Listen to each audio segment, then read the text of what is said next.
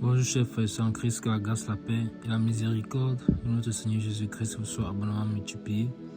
Shalom et bienvenue dans cette nouvelle vidéo de 7 minutes de pain quotidien du 27 août 2026. Nous poursuivons notre lecture dans le livre de Actes des Apôtres, chapitre 16. Et nous allons lire aujourd'hui le verset 28. Nous avons vu dans la vidéo précédente que le geôlier qui gardait Paul et Silas et tous les autres prisonniers de cette prison dans laquelle les serviteurs du Seigneur avaient été mis s'est réveillé pendant la nuit. Il s'est réveillé suite à quelque chose de particulier. Quoi? Il s'est réveillé parce que il a entendu un bruit. Et ce bruit arrêté, c'était les portes des cellules de tous les prisonniers qui se sont ouvertes. Non seulement ces portes se sont ouvertes, mais aussi les chaînes qui attachaient les mains et les pieds des prisonniers ont été rompues. On a vu que les anges étaient à l'œuvre en train de travailler et c'était effectivement eux, car les prisonniers, malgré que les portes se sont ouvertes, n'ont pas fui. Ils sont restés dans la prison. Et ceci est intervenu après que l'apôtre Paul et Silas ont, vers le milieu de la nuit, chanté des cantiques et levé des prières à Dieu. Pourtant, ils étaient enfermés. Pourtant, ils étaient mis à l'isolement. Pourtant, ils étaient à l'intérieur de la prison. Un endroit d'où ils ne pouvaient s'échapper. Mais malgré la souffrance, malgré la difficulté, ils ont chanté louange au Seigneur. Ils ont été fidèles dans leur service. Ils n'ont pas régné le Seigneur. Ils n'ont pas murmuré. Ils sont restés fidèles à l'œuvre que le Seigneur les a appelés à faire. Alors, le Seigneur les a bénis. Le Seigneur a répondu à cette adoration qui est montée vers lui comme un parfum de bonne odeur.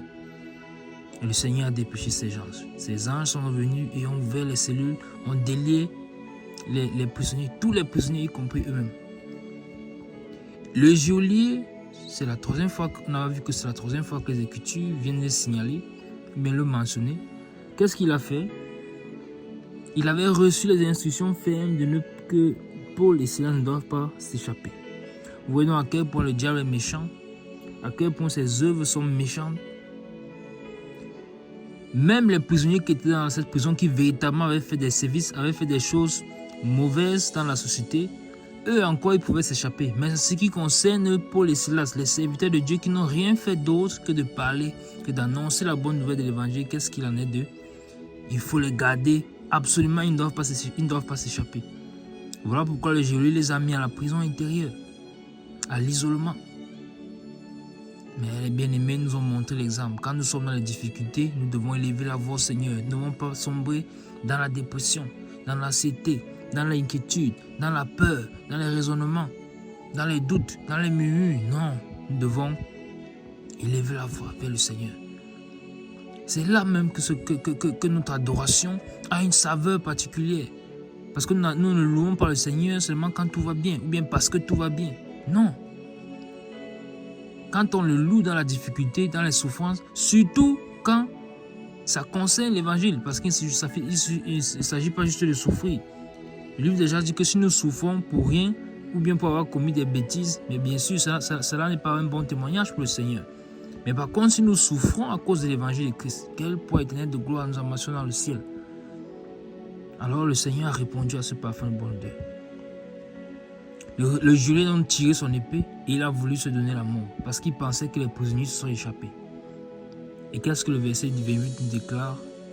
Mais Paul s'écria d'une voix forte, « Ne te fais point de mal, nous sommes tous ici. » Amen. Je relis le verset 28. Mais Paul s'écria d'une voix forte, « Ne te fais point de mal, nous sommes tous ici. » Amen. Ah, mes bien-aimés. Il y a des versets comme ça dans la parole, des versets tout simples, mais qui sont tellement profonds, qui ont tellement de profondeur. Le geôlier a tiré son épée. Où se trouvait-il? À l'entrée de la prison, pour veiller sur tous les prisonniers. Puisque chaque cellule a sa porte. Maintenant, il y a la porte de la prison. C'est là qu'il se trouvait. Souvenons-nous quand Pierre a été mis en prison. Comment l'ange du Seigneur l'a fait traverser les différentes portes jusqu'à sortir. Donc, le prisonnier se trouvait à la porte extérieure. Et où se trouve l'apôtre Paul? À l'isolement. À l'isolement. Mais qu'est-ce qui se passe?